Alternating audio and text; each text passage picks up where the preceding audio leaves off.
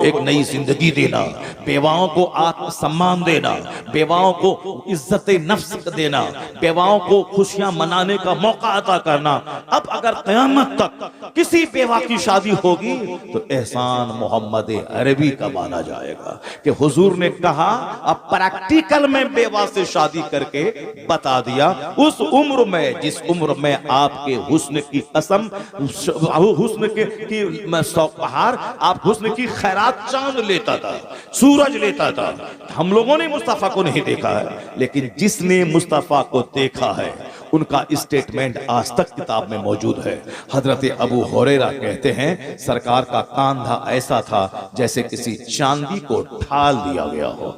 हजरत अनस कहते हैं, मुस्तफा का चेहरा ऐसा था कान्ना शम्सा तजरी फी वजहिही, गोया हुजूर के चेहरे में सूरज तैर रहा हो। ये जिन लोगों ने देखा उनका स्टेटमेंट है, उसमें कोई नमक मिर्च लगाया नहीं गया। हू बहू जो उसका स्टेटमेंट है वो है। हजरत जाबिर इब्ने समूरा कहते हैं कि राय तो हम चांद को देखते थे, 14वीं रात का चांद, यानी जिस दिन वो 14वीं रात का चांद, 14th नाइट, 14वीं रात का चांद, मून ऑफ 14th नाइट, जो एक ही दिन चांद जवान होता है। बाकी जिस दिन उगा हुजूर के कहने की मानी, फिर थोड़ा बड़ा थोड़ा बड़ा थोड़ा बड़ा, 14वीं रात को फुल जवान होता है। फिर 15वीं रात से घटना शुरू है, डाउनफॉल, 1 इंच 2 इंच, घटते घटते फिर सूखी हुई टहनी की मानिद बारूक हो गया। कहते हैं जाबिर इब्ने समूरा, 14वीं रात का चांद चमक रहा था, हुजूर मेरे सामने थे। सरकार के जिस्म अक़दस पे एक चादर थी जिसमें सुर्ख रंग की धारी थी। मैं कभी हुजूर को देखता था और कभी चांद को देखता था, तो फैसला किया दिल ने कि मुस्तफा का चेहरा चांद से ज्यादा खूबसूरत है। वह वजहुहु अहसनु मिनल कमर, उनका चेहरा चांद से ज्यादा खूबसूरत है। अरब के लोग तमन्ना करते थे कि काश मोहम्मद अरबी से मेरी बेटी का अक़्द हो जाए, मेरी नस्लें फख्र करेंगी। मगर उस खूबसूरती का नमूना शख्स जैसा हुसैन जमील न पैदा हुआ न क़यामत तक पैदा होगा। हुजूर ने 40 साल अधेड़ औरत से पहली शादी 25 साल की उम्र में किया। इसका मतलब है उस शादी में हिकमत है बेवाओं को सम्मान देना, बेवाओं को इज्जत देना। अब अगर वही नबी 50 साल प्लस जाने के बाद अगर 12 साल की खातून से निकाह कर रहे हैं, तो फिर ऐसे नहीं देखो तुम्हारे नबी ऐसा कर दिया, ऐसा कर दिया। नहीं नहीं, वहां जब पहली शादी को मिला के समझोगे तब हिकमत समझ में आएगी। जब शादी की तमन्ना थी उस वक्त तो 40 साल अधेड़, और जब 50 प्लस जाने के बाद ऐसे भी ख्वाहिश आदमी की नेचुरली घट जाती है, औरतों की चाहत 50 साल के बाद कम हो जाती है।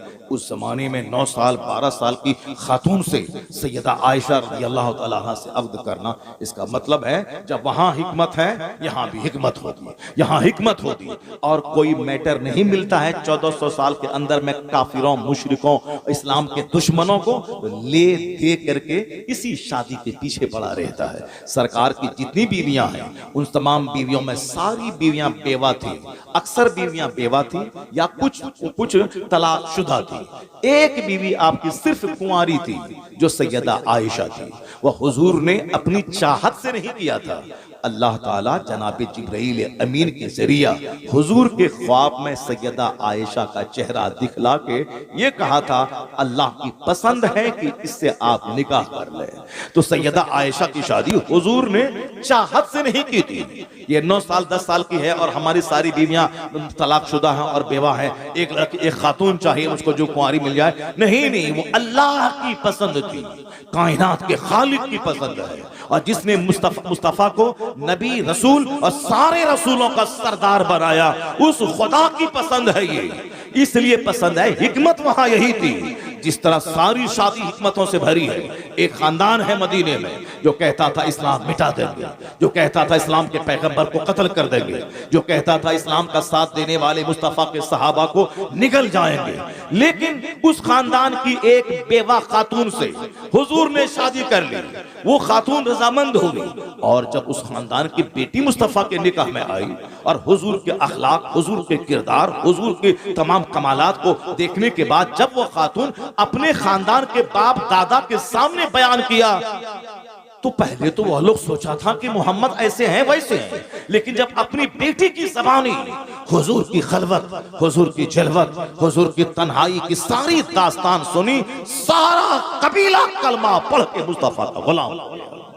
ये है मुस्तफा की शादी की हिकमत, ये है हुजूर की शादी की हिकमत। खालिद इब्ने वलीद जैसा सैफुल्लाह, अल्लाह की तलवार। मालूम है कि मैदान ओहद में 70 सहाबा शहीद हो गए थे। जो जंग जीती हुई थी वो जंग की बाजी हारी गई। मुस्तफा ने कहा था तीर अंदाजों से कि यहाँ खड़ा रहेगा, यहाँ जगह छोड़ के मत जाना, चाहे जंग जीते या हारे तुम ये जगह छोड़ के मत जाना।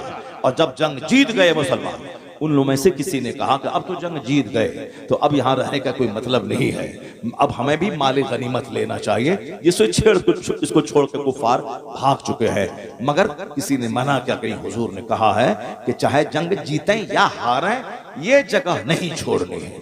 मगर लोगों ने अपनी अक्ल से ये समझा कि हुजूर तो दुश्मनों को रोकने के लिए हमको खड़ा किया था ताकि दुश्मन यहाँ से दाखिल ना हो। मगर अब वो बात तो रही नहीं, क्योंकि अब तो जंग जीत चुके हैं हम, इसलिए वह लोग चले गए मैदान जंग। तो वही खालिद इब्ने वलीद थे जो पीछे से घूम करके उसी रास्ते से दोबारा अंदर घुस के वो खतरनाक अटैक किया कि 70 सहाबा शहीद हो गए।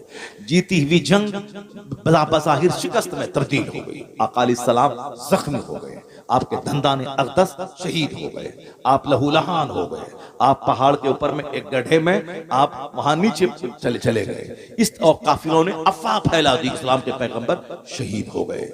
वही खालिद इब्ने वलीद जो इतना बड़ा रोल अदा किया था मैदान ओहद में, जब सरकार अलैहिस्सलाम उनकी फूफी हजरत उम्मे मैमूना से जब आपने शादी किया मक्कतुल मुकर्रमा में, तो फिर फूफी जब मुस्तफा के निकाह में चली गई तो और अपनी फूफी की ज़बानी जब सरकार की दास्तान सुनते हैं तो इतना बड़ा कारनामा अंजाम देने वाला काफिरों की तरफ से इतना बड़ा बहादुर वो मुस्तफा के पास आके कलमा पढ़ के मुशर्रफ इस्लाम हो गया। सैफुल्लाह, अल्लाह की तलवार, ये है मुस्तफा की शादी की बरकत। और आज भी किसी खानदान की दुश्मनी को खत्म करने के लिए शादी एक बहुत बड़ा जरिया है। शादी करने के बाद दुश्मनी दोस्ती में तब्दील हो जाती है। हुजूर की सारी शादियां यही इसी हिकमतों से भरी हुई है। सैयदा आयशा, वो तो उनके बाप तो मुस्तफ़ा के गुलाम थे, मुस्तफ़ा के दोस्त थे। सफर में, हजर में, मक्का में, मदीना में, बदर में, ओहद में हमेशा बिल्कुल साए की तरह मुस्तफ़ा से रहे जुड़े हुए सिद्दीक़ अकबर। अब उन्होंने अपनी बेटी को सरकार के निकाह में दिया और उस पर वह नाज करते रहे कि मेरी बेटी को मुस्तफ़ा ने कबूल कर लिया है। अगर हुजूर जबरन ऐसा करते ख्वाहिश की वजह से तो कभी सिद्दीक़ अकबर अपनी बेटी को नहीं देते। अब मक्का के उस वक्त सारे लोग उस निकाह को बुरा समझते, लेकिन न किसी ने बुरा समझा, क्योंकि ऐन फितरत के मुताबिक वो शादी थी। अब लड़की चाहे 10 साल के बाद जवान हो या 15 साल के बाद जवान हो, जवान होने के बाद वो शौहर के काबिल है। और वहाँ अरब का कल्चर है कि वहाँ चूंकि यहाँ की जमीन गर्म, आबो हवा गर्म, वहाँ आज भी लोग 4 शादी करते हैं, आज भी एक आदमी के 50-50 बच्चे होते हैं। वहाँ मायूब नहीं माना जाता, चूंकि वहाँ की तहजीब का हिस्सा है। अब सैयदा आयशा की शादी कम उम्री में हुई, मगर जवान होने के बाद रुखसती हुई और आप हुजूर के हरम सरा में तशरीफ लाएं। हिकमत यही थी कि सरकार ने हम कयामत तक का पैगाम दिया कि क्या करना है क्या नहीं करना है। मर्दों के कानून, उसूल और ज़ाब्ते मस्जिद नबवी के मेंबर से जो आपने कहा, अबू हुरैरा ने नकल किया, अब्दुल्ला इब्ने उमर ने नकल किया, अब्दुल्ला इब्ने मसूद ने उसको याद रखा। लेकिन सरकार जब अपनी बीवी के हुजरे में रहते थे, जब वहां 10-12 घंटे आपके गुजरते थे, वहां हुजूर ने क्या बोला, वहां हुजूर ने क्या कहा, क्योंकि सरकार के सारे इरशादात एक मार्किंग स्टोन है, हमारे लिए लाइट का काम करते हैं। औरतों के बारे में मखसूस कवानीन, उसूल और ज़ाब्ते हैं, वो जो सरकार मस्जिद नबवी की मेंबर से नहीं बोल सकते हैं, वो खवातीन के बीच में आप कह सकते हैं। आपकी सारी बीवियां या तो 40 साल प्लस है, 40 प्लस है। 40 प्लस जाने के बाद कुव्वते यादाश्त आदमी की कैसी होती सबको मालूम है। एक बीवी तो चाहिए जो गेट बाई हार्ट करने वाली हो, जो जबरदस्त कुव्वत याददाश्त हो, जो मेमोरी पावर उसकी हाई हो, हुजूर जो बोले उसको याद कर ले। सिद्दीक अकबर जैसे महान की बेटी सैयदा आयशा थी, कम उम्री में अरब के तमाम मशहूर शोरा के अशार अरबी के सारे उनको याद थे, अरबी मुहावरात पे दस्तरस हासिल थी, कुव्वत याददाश्त गजब की थी। जब सरकार के निकाह में आई, हुजूर की एक एक बातों को उन्होंने गेट बाय हार्ट किया, हदीसों को याद किया, सरकार के फरमान को सीने में जगह दिया। और जब हुजूर पर्दा फरमाए, पर्दे में रहकर आप सहाबे कराम को जो एक फकीहा, मुहद्दिसा, आलिमा, मुफस्सिरा बनकर जो पैगाम सुनाना शुरू किया, लोगों ने यही कहा, शरीयत हमारी अधूरी रह जाती अगर मेरी मां आयशा मुस्तफा की निकाह में नहीं आती। आज मर्दों के कानून वाज़े हैं, औरतों के कानून वाज़े हैं। आज अगर शरीयत मुकम्मल है तो एहसान उम्मुल मोमिनीन आयशा सिद्दीक़ा रज़ियल्लाहु ताला तकबीर, ये नाराए रिसालत, हिकमत है, ये हिकमत है। आका अलैहिस्सलाम की शादी की सारी बातें मुस्तफा की हिकमतों से भरी हुई है ये बात। मगर ये खबीस, ये रजील, ये मरदूद, ये मुस्तफा के बारे में कैसी कैसी बातें करता है। अब इनकी बातों का जवाब यही है कि अमेरिका का डॉक्टर माइकल हार्ट कैसी उन बातों को फैलाई, उसकी बातों को अपने घर की दीवार में लिख दी, उस बातों को अपने स्कूल में लिखी। अगर ये रामगिरी जैसा खबीस अगर नबी के बारे में गलत बोलता है, नुपुर शर्मा जैसी खबीसा बोली, तो अब लड़ने की जरूरत नहीं है, सड़क पे आने की जरूरत नहीं है। ये बताना है कि तेरी औकात तो कुछ नहीं है, मगर जो दुनिया का सबसे बड़ा विद्वान है, जो दुनिया का सबसे बड़ा पढ़ा लिखा आदमी है, उसने मेरे पैगंबर के बारे में क्या कहा। तेरी हैसियत तो कुछ नहीं है। मगर डॉक्टर माइकल हार्ट कहता है, he was the only man in history who was supremely successful on both levels, religious and secular। Mustafa के बारे में डॉक्टर माइकल हार्ट कहते हैं, अमेरिका का सबसे बड़ा पढ़ा लिखा, वो कहते हैं इस रुए जमीन का, इंसानी तवारीख का, ह्यूमन हिस्ट्री का, मानव इतिहास का एक लौता इंसान मोहम्मद अरबी है जो मजहब और सियासत दोनों सतह पर सबसे ज्यादा कामयाब तरीन शख्स हुआ। सुभान अल्लाह, सुभान अल्लाह। He was the only man in history who was supremely successful on both levels, religious and secular। ए बंबई में प्रोटेस्ट करने वाले रामगिरी जैसे कम पढ़े लिखे आदमी, जलील आदमी को हाईलाइट करने और पूरी दुनिया में शोहरत दिलाने का काम करने वाले, इनके पीछे इस तरह के हजारों लाखों लोग हैं, इस तरह के हजारों लोग हैं जो बंद कमरे में मुस्तफा के खिलाफ बोलते हैं। तो हम सबके दरवाजे पे जाके कान लगा के सुन करके गुस्से में आके साहब आप उसके खिलाफ उसको हीरो नहीं बना दे, नहीं, बहुत सारी बातें अनसुनी की जाती है। वइज़ा ख़ातबहुमुल जाहिलून क़ालू सलामा। अल्लाह कहता है ये मुसलमान जब जाहिलों की बात सुनते थे तो दूर से ही कहते थे सलाम, तो पर उनकी हर बात का जवाब नहीं देते थे। तो सारी बातों का जवाब नहीं है, आज उनकी बातों का जवाब यही है।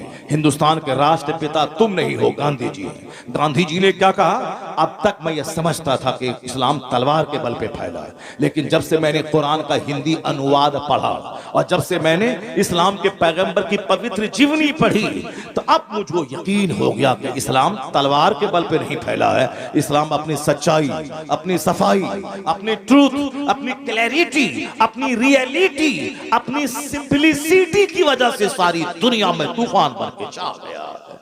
इस्लाम अपनी सच्चाई की, अपनी सफाई की और पैगंबर आज़म की सादगी, उनके अखलाक की बुलंदी की वजह से सारी दुनिया में इस्लाम बादल बन के छा गया है। ये बातें बताने की जरूरत है। इसी हिंदुस्तान का एक हिंदू डॉक्टर रामकृष्ण राव है, वो गैर मुस्लिम प्रोफेसर है। वो ये घंटी बजाने वाला, मंदिर का घंटी बजाने वाला नहीं है। ये डासना के मंदिर में जो अति नरसिंहानंद है, जो अपने जोकरों के बीच में हीरो बनने के लिए हमारे पैगंबर के खिलाफ अनाप शनाप बकता है, आज तो उस आदमी का जीना हराम हो जाना चाहिए, उसको जेल में डाल देना चाहिए। ऐसी खतरनाक बातें उन्होंने कह दी हैं जो बात 1400 साल में शायद किसी ने नहीं कही है, मगर उस खबीस मरदूद ने वो खतरनाक बात कह दी। मगर हमारी गवर्नमेंट 40 करोड़ मुसलमानों के जज्बात को नहीं समझ पा रही है, उसे जेल दे देना चाहिए, वरना हम तो उस गर्दन में तलवार नहीं चला सकते। हम तो चादर नहीं डाल सकते, बस हमारा दिल जख्मी है। मगर हम इतना कह सकते हैं कि ये घंटा बजाने वाला और दूसरों के दान दक्षिणा पे अपनी जिंदगी गुजारने वाला, ये क्या जाने मुस्तफा कौन है? रामकृष्ण राव हिंदू है, मैसूर यूनिवर्सिटी का प्रोफेसर है। उसने मेरे पैगंबर की शान में एक किताब लिख दी, Muhammad the prophet of Islam. उस किताब का एक चैप्टर में हजारों बार मुसलमानों के सामने बयान किया हूं, सिर्फ इसी शौक में बयान किया हूं कि दो चार लुच्चा लफंगा अगर मुस्तफा के बारे में खिलाफ बोलता है, उसके पर कान धरने की जरूरत नहीं है। ये जबरदस्त हिंदू स्कॉलर प्रोफेसर, उसने मेरे पैगंबर के बारे में क्या कहा है, इसको पढ़ने, घर की दीवार में लिखने, स्कूल में लिखने, अपने गैर मुस्लिम लोगों को बताने की जरूरत है कि वो भी तो हिंदू है। इतना बड़ा दानिश्वर पढ़ा लिखा, वो क्या कहता है? वो कहता है the personality of Muhammad, it is most difficult to get into the whole truth of it, only a glimpse of it I can catch, what a dramatic succession of this picturesque scenes. This is Muhammad the prophet, Muhammad the warrior, Muhammad the statesman, Muhammad the orator, Muhammad the saint, Muhammad the just, Muhammad the refuge of orphans, protector of slaves, emancipator of women, all these magnificent roles in these departments of human activities, he is alike a hero। Ramakrishna Rao कहता है, जब मैं मुस्तफा के कमालात को पढ़ता हूं, एक chapter खत्म नहीं होने पाता, उनके कमालात का दूसरा चैप्टर सामने आ जाता है। मैं इसी तरह पढ़ता जाता हूं, उनकी क्वालिटीज का चैप्टर आता जाता है। वो कहते हैं ये मुस्तफा है, ये मुअल्लिम है मुस्तफा, मुजाहिद है मुस्तफा, जाहिद है मुस्तफा, औरतों की आबरू के मुहाफिज है मुस्तफा, गुलामी की जंजीर से आजादी दिलाने वाले हैं मुस्तफा। वो कहते हैं इंसानी जीवन के हर क्षेत्र में जो हमारा नेतृत्व मुस्तफा ने किया है, उसको देखकर कहा जा सकता है इस धरती का लाजवाब अबकरी इंसान है मोहम्मद मुस्तफा। सुभान अल्लाह।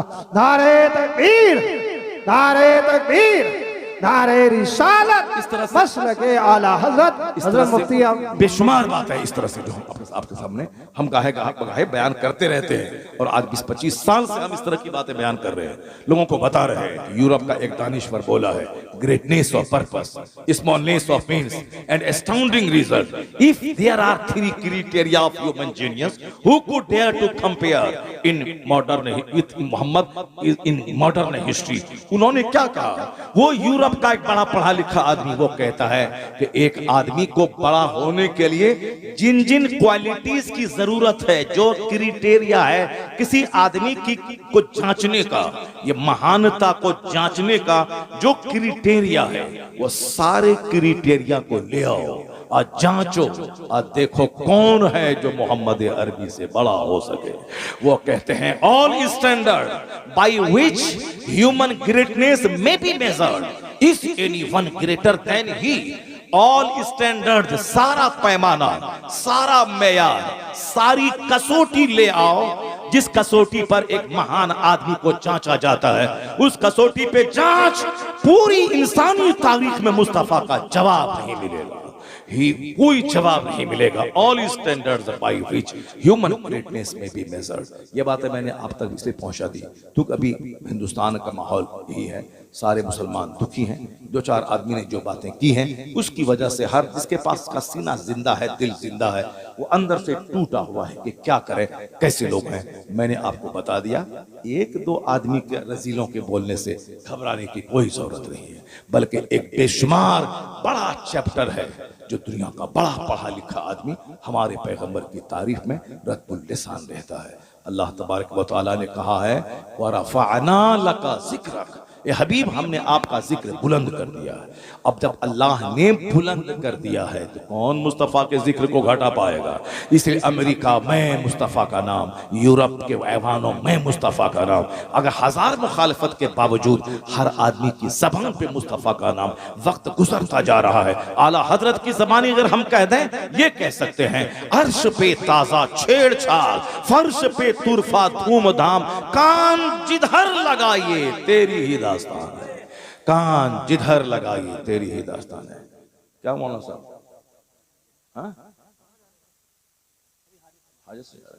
चलिए ठीक है, मेरा भी टाइम पूरा हो गया, 1 घंटा से ज्यादा हो गया, मगर अब 2-3 बातें सरकार गौसे आज़म रज़ी अल्लाह तआला अन्हु के ताल्लुक से मैं आप तक पहुंचा देता हूँ, क्योंकि ये वक्त की ज़रूरत थी, हिंदुस्तान के हालात का तकाजा था। नौजवानों के बूझते हुए दिलों को मैंने एक चिंगारी दी है, रोशनी का सामान पैदा किया है। मैंने मुसलमानों की साहब उसके हौसला जो पस्त हो रहा था उसको मैंने जवान करने, उसको हौसला देने की मैंने कोशिश की है। NRC के टाइम में भी जब मुसलमान सारे के सारे परेशान थे, उस वक्त भी मैंने एक बयान दिया था और मैंने कहा था चाहे कुछ भी कर ले, नाचे गाएं कूदें, इस्लाम का नाम दबने वाला नहीं है। इस्लाम को वो क्वालिटी मौजूद है, चाहे कोई भी दुश्मनी करे, ये वो दरख्त है जितना भी काटोगे हरा होता चला जाएगा। उस वक्त में आबादी कितनी थी और आज 40 करोड़ की आबादी हिंदुस्तान में कलमा पढ़ने वालों की है। ये बोखला की ये बोलता है कि वो दासना का वो घंटी बजाने वाला, वो बोखला के बोलता है कि सारे हिंदू ढेर बच्चा पैदा करो, ढेर बच्चा पैदा करो। इस पागल है क्या ये? पहले बोलता है हम दो हमारे दो, आबादी ढेर बढ़ रही है, आबादी ज़्यादा हो रही है, मसला हो जाएगा खड़ा रोजी रोटी का, इसलिए अब बच्चा कम पैदा करो। और आज हमारी दुश्मनी में कहता है कि ढेर बच्चे पैदा करो, ढेर बच्चे पैदा करो। ढेर बच्चे पैदा करने से क्या होगा बंदे? सारी दुनिया का खुदा है जो अपने महबूब का नाम इतना ऊंचा किया है कि कोई दुनिया का हादसा मुस्तफ़ा के नाम को घटा नहीं पाएगा। एक नाम ये मोहम्मद है जो बढ़कर घटा नहीं, वरना हर एक उरूज में पिन्हा जवाल है, हर उरूज में पिन्हा जवाल है, मगर एक नाम ये मोहम्मद है जिसको कोई सवाल ही नहीं है। अभी अगर दुनिया 10,000 साल और बाकी रहेगी तो 10,000 साल में मुस्तफ़ा का कलमा पढ़ने वाला अभी 200 करोड़ है। अगर दुनिया 10,000 साल 2,000 साल और आगे बढ़ी, यह 200 करोड़ की तादाद 1,000 करोड़ में बदल जाएगी। और मुझे यकीन कामिल हासिल है, चूंकि अल्लाह ने महबूब का जिक्र इतना बुलंद किया है कि बाद अज खुदा बुजुर्ग तो ये किस्सा मुख्तसर। अल्लाह के बाद अगर कोई सबसे बड़ा है मुस्तफ़ा की ज़ात गिरामी।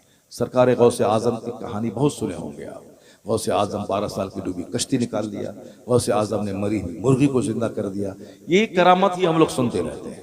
गौसे आज़म की ज़िंदगी से नूर मिलता है, गौसे आज़म की ज़िंदगी से हौसला मिलता है। गौसे आज़म की ज़िंदगी से हौसला कैसे मिलता है? हुजूर की ज़िंदगी की एक चैप्टर जो मैं बयान करना चाह रहा था, बातें इधर चली गई, तो अब एक चैप्टर में बयान करता हूँ। आज हमारे घर में कोई बच्चा मर जाता है, जरा गौर कीजिए, समाज का हाल देखिए, कहाँ हम हैं। सिर्फ नाम जबान से है, बाकी प्रैक्टिकल में सब फेल है। कोई क्रिकेटर को लेके बैठा है, कोई फिल्म के एक्टर को लेके बैठा है, कोई नेता को लेके बैठा है, कोई किसी को लेके बैठा है, यानी अपना रहनुमा के तौर पर कि किसके लिबास का जो रंग है उस रंग को हम पहने। लड़का लड़की के रंग को लेके चल रहा है, लड़की बाल कटा के लड़का बनना चाह रही है, लड़का बाल लंबा बढ़ा के रबड़ लगा के लड़की बनना चाह रहा है। सारा काम उल्टा पुल्टा दुनिया में हो रहा है। तो जो उल्टा पुल्टा करता हो ये हमारे लिए मॉडल बन पाएगा क्या? ये हमारे लिए मॉडल बन पाएगा? जो नाच के 2 रुपया कमाता है फिल्म में, वो हमारा मॉडल बन पाएगा क्या? हम उसके बाल रखने में नकल करें, कपड़ा पहनने में नकल करें। हमारा बच्चा अगर उनकी तरह बाल रख रहा है, अगर हाथ में धागा पहन रहा है, अगर वो पाँव में कड़ा पहन रहा है, तो ऐसा नहीं है कि ये हमारा बच्चा जान नहीं रहा है उनको, वो तो नाच के 2 पैसा कमाता है। वो तुम्हारे लिए कैसे मॉडल बनेगा कि उनका हेयर स्टाइल तुम अपना लो, उनका लिबास का स्टाइल तुम अपना लो? नहीं नहीं, मोहम्मदी हो, मोहम्मदी बन जा। मुस्तफ़ा का लिबास, मुस्तफ़ा का पसंदीदा कलर, मुस्तफ़ा का हेयर स्टाइल। अकाली सलाम जो बाल रखते थे जुल्फ, वो जुल्फ का कोई जवाब नहीं है। सरकार का जुल्फ जब बढ़ जाता कांधे तक हो जाता, कान की लौ तक रहता, पूरे सर में बराबर बाल रखते थे। आज भी जिनके सर में बराबर बाल रहता है और वो बाल आधा कांधा तक रहे, इतना हसीन वो लगता है कि कोई जवाब उसका नहीं है। या ये जोकर की तरफ बाल चारों तरफ मुंड लिया, अब बीच में थोड़ा बाल बढ़ा लिया, या देखने में भी बड़ा अजीब सा लगता है। लोग रख लेते हैं अलग बात है, मगर देखने में अजीब लगता है, जोकर की तरह लगता है। लेकिन अगर पूरे सर में बराबर बाल है और जुल्फ है यहाँ तक, वो जुल्फ देखने में कितना खूबसूरत लगता है। चाहे कपड़े का 1000 कलर दुनिया में हो जाए, लेकिन व्हाइट का कोई जवाब नहीं है दुनिया में।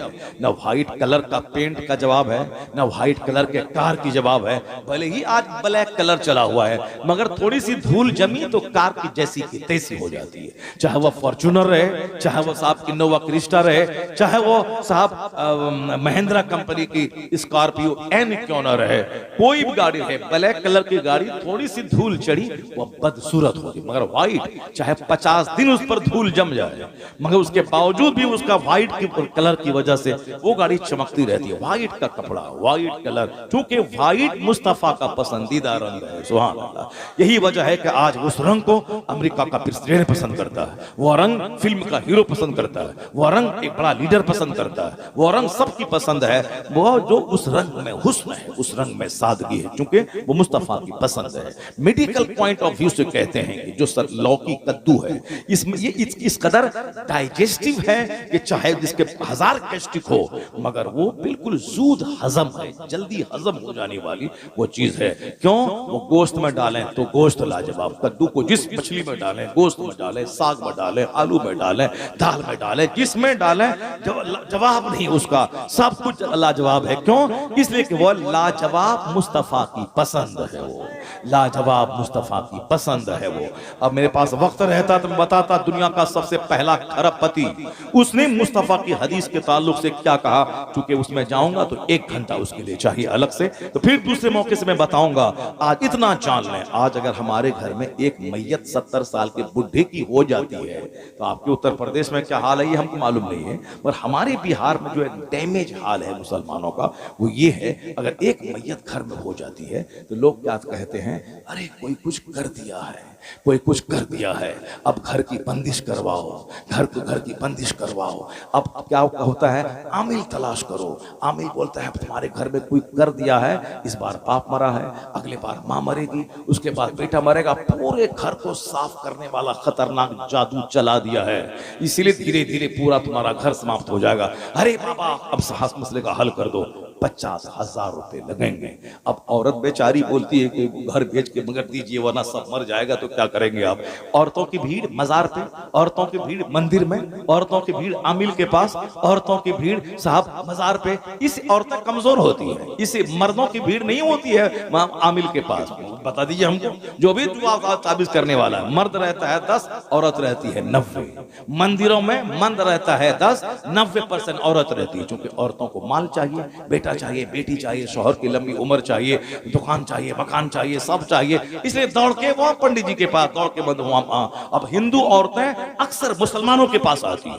हमारा एक मस्जिद का एक इमाम साहब है, वो बेचारा उसकी आमदनी ही हिंदू औरतों से दुआ ताबीज करना है। वह 1-2 मुसलमान औरतें आती होंगी, बाकी 95% सब हिंदू औरतें आती हैं। वो हिंदू औरतें बोलती, अब जब वो झाड़ के पास जा सकती है, यहाँ तो मौलाना के पास आ रही है दुआ ताबीज लेने के लिए, उनकी भीड़ है दरख्त के पास, धागा तागा ये वो, उसके यहाँ हर तरह के वो सारा पूजा उसके यहाँ क्या है दुनिया के लिए, ये लक्ष्मी पूजा, दौलत की पूजा, विद्या की पूजा, करवा चौथ, ये शौहर की पूजा, औलाद की पूजा, यानी उसको सिर्फ शौहर चाहिए, बेटा चाहिए, बेटी चाहिए, माल चाहिए, दौलत चाहिए, उसको लंबी उम्र चाहिए, इसीलिए सारा पूजा अलग अलग नाम का है। मुसलमानों का कुछ नहीं, नमाज, रोजा, हज, ज़कात, सबका एक मतलब है, मुझको जन्नत चाहिए, सुभान अल्लाह, मुझको आखिरत चाहिए। यही वजह है कि हमारा आदमी नमाज पढ़ता है तो पढ़ता रहता है, रोज हज फर्ज है तो फर्ज अदा कर रहा है। वहां क्या है कि माल मिला तो ठीक है, नहीं मिला तो मूर्ति को उठा के बाहर फेंक दिया उसको। हम तुमको बोलते हैं 10 दिन से कि मेरा बेटा को बुखार है, ठीक कर दो,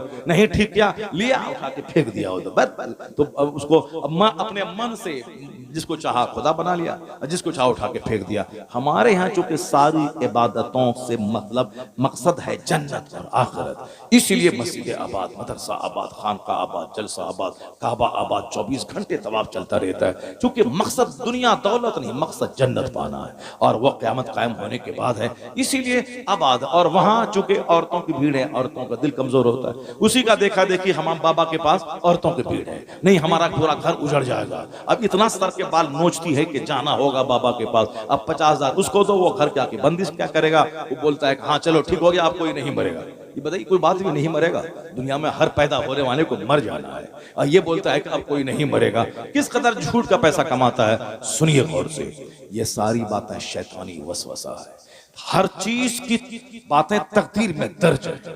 आया है हदीस में कि दुनिया पैदा होने से 50,000 साल पहले मखलूक की तकदीर को अल्लाह ने लिख दिया है।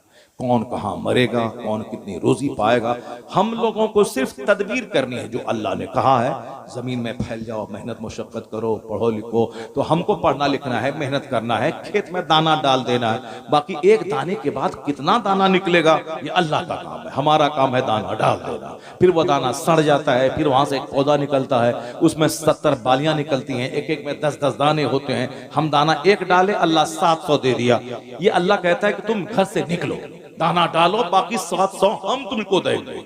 अगर घर में बैठा रहेगा तो नहीं, दाना देंगे हम, मगर तुमको घर से निकलना होगा, दुकान में बैठना होगा, मेहनत करनी होगी। तो हम मेहनत करने वाले, तदबीर करने वाले, बाकी कितना मिलेगा ये अल्लाह को मालूम है, और वह सब अल्लाह ने लिख दिया है। कौन कहाँ मरेगा, कितनी उम्र में मरेगा, माँ के पेट में मरेगा कि पैदा होते वक्त मरेगा, कि माँ की गोद में मरेगा, कि जवान होकर स्कूल जाते हुए मरेगा, कि बारात में जाते हुए मरेगा। अभी कल की बात है, एक बारात जा रही थी और बिल्कुल तेज रफ्तार झारखंड में स्कॉर्पियो, अब वो जंगल से जल्दी से पहुंच जाए। बारात लोग पहले देर से निकलते हैं और जल्दी पहुंचना चाहते हैं, उसी में स्पीड दिया, अनकंट्रोल होकर गाड़ी टकरा गई दरख्त से, 4 लोग स्पॉट डेथ कर गए, चारों लोग मर गए। अब उसी टाइम कहीं लड़का मर जाता है, कहीं लड़की मर जाती है, कहीं बारात वापस होने में मर जाती है। तो कभी, इसलिए मैं कहता हूँ, कभी बच्चा माँ के पेट में मर जाता है, कभी पैदा होते हुए मर जाता है, कभी गोद में दूध पीते मर जाता है, कभी स्कूल जाते हुए मर जाता है, कभी शादी के दिन मर जाता है, कभी शादी के बाद आके मर जाता है। अब कोई 90 साल का है, मौत के इंतजार में है, मौत ही नहीं आ रही है। मौत का जब वक्त आएगा तब ना मौत आएगी। तो मौत के बारे में ये कहना कि कोई कर दिया होगा, कोई जादू कर दिया होगा, ये अल्लाह पर से यकीन कमजोर हो रहा है। अब हुजूर की जिंदगी में देखें सरकार, और ऐसा नहीं कि कोई अल्लाह का वली है तो हम दूसरों को फूंक दिए तो बच्चा पैदा हो गया, बेटा हो गया, तो हमारे घर में सब बेटी है तो अब हम क्या करें, हमारे घर में ऐसा है। तो अब तो आदमी बोलेगा नहीं साहब उसका तो ऐसा है, उसका ऐसा कैसे होगा। ये सारा मॉडल नबियों में है। एक नबी है जिसके पास सिर्फ बेटा है, दूसरे नबी है लूत अलैहिस्सलाम जिसके पास सिर्फ बेटी है। नबी से बड़ा कोई पसंदीदा मखलूक नहीं अल्लाह के नजदीक। नबी जो होता है वो सबसे ज्यादा मोहतरम अल्लाह के नजदीक नबी होते हैं, और नबी मुझसे वो दावत होते हैं, जो दुआ करें सब दुआ कबूल होती है। मगर चूंकि नबी लोगों के लिए मॉडल होते हैं, तो एक नबी है जिसके पास सिर्फ बेटा, इब्राहिम अलैहिस्सलाम, उनके पास सिर्फ बेटा, इस्माइल अलैहिस्सलाम, इसहाक अलैहिस्सलाम सिर्फ बेटा है, लूत अलैहिस्सलाम सिर्फ बेटी है, आपके पास बेटा नहीं है। जनाब ईसा अलैहिस्सलाम के पास कोई औलाद नहीं है, आपने शादी ही नहीं की। और हमारे पैगंबर के पास 4 बेटियां और 3 बेटे आपको हो गए। 4 बेटियां, बेटा बेटी दोनों मेरे मुस्तफा को हैं। और उस पहले पैगंबर किसी के पास सिर्फ बेटी, किसी के पास सिर्फ बेटा, और किसी पैगंबर के पास कोई औलाद नहीं। इसी को कुरान में कहा गया वो अल्लाह है जिसे चाहता है मर्द औरत दोनों देता है, जिसे चाहता है सिर्फ लड़का देता है, जिसे चाहता है सिर्फ लड़की देता है, जिसे चाहता है कुछ नहीं देता है, बांझ कर देता है। तो सब कुछ करने वाला अल्लाह है। ये यकीन घटा, कमजोर हुआ। अब बुढ़ा भी मरता है तो घर की बंदिश का ख्याल आता है, किसी के जादू टोना करने का ख्याल आता है। अल्लाह पर यकीन कमजोर हुआ, खरबों का मालिक चेहरा काला रहेगा। अब देख मुस्तफा से बड़ा कौन है। मुस्तफा का अपना बेटा हुजूर की गोद में इंतकाल कर गया। सरकार दो जहां की आंख आंसू बहा रही है, मगर हुजूर ने क्या कहा, ए इब्राहिम, आपके बेटे का इब्राहिम था, जबकि हुजूर बहुत प्यार करते थे उससे, घंटों गोद में लेके रखते थे, उसे प्यार करते, पेशानी चूमते। और जो औरत दूध पिलाती थी उनके घर में जाते थे, उनका घर में लोहे का कारोबार होता था। सरकार नफीस तबीयत के मालिक थे, मगर उसी धुएं में बहुत देर तक बैठकर अपने बेटे से प्यार करते थे और फिर वहां से अब आ जाते थे। इतनी मोहब्बत थी, मगर इंतकाल हो गए। इंतकाल के बाद हुजूर ने नहीं कहा फूंक मारा अगर जिंदा हो जाए दोबारा, नहीं, बल्कि मुस्तफा क्या कहते हैं, ए इब्राहिम, मैं तेरी जुदाई से मगमूम हूं, मैं मगमूम हूं, मैं गम है और आंख आंसू बहा रही है। वह तब की आईनी, मेरी आंख आंसू बहा रही है, मैं तेरी जुदाई से मगमूम हूं, मगर मैं ऐसा कुछ नहीं कहूंगा जिससे मेरा खुदा नाराज हो जाए। मेरा दिल अल्लाह के फैसले पर मुतमईन है। आंख आंसू बहा रही है, आंख आंसू बहाए, कोई गुनाह नहीं है, और मेरा दिल मगमूम है, मगर जबान से ऐसा कुछ नहीं कहूंगा जिससे मेरा खुदा नाराज हो जाए।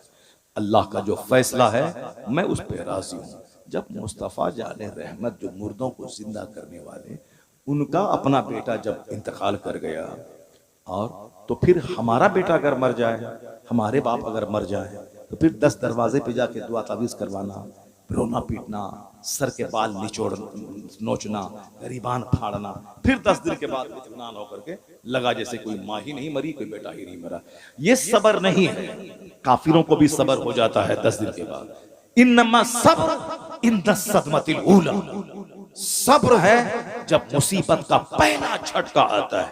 The true patience only when the calamities first strike, यानी जब मुसीबतें, कैलेमिटी, सफरिंग्स, डिफिकल्टीज जब हमला करती है तो ट्रू पेशेंस, सच्चा सब्र है कि उसके पहले झटके के वक्त में सब्र किया जाए। वरना रोने पीटने के बाद तो सबको सब्र हो जाता है, बाद में पहले अल्लाह को गाली बक दिया, ऐसा नहीं करना चाहिए, और फिर बाद में कान पकड़ के तौबा करके सब्र हो जाता है। तो ये नहीं है कि मुसीबत देख के कुफ्र भाग जाए। मुस्तफ़ा से जितनी मोहब्बत पुख्ता होगी तो हुजूर की जिंदगी से नूर हासिल होगा। कि जब नबी का अपना बेटा इंतकाल किया और हुजूर फैसले पे मुतमईन रहे, कुछ नहीं कहा, तो हमारे घर में भी कोई मैयत होती हो तो हमें तकदीर पर राजी रहना चाहिए। और ये मुस्तफ़ा से नूर सबसे ज्यादा हासिल किया कौन? सरकार गौसे आज़म रज़ी अल्लाह ताला। हम लोगों ने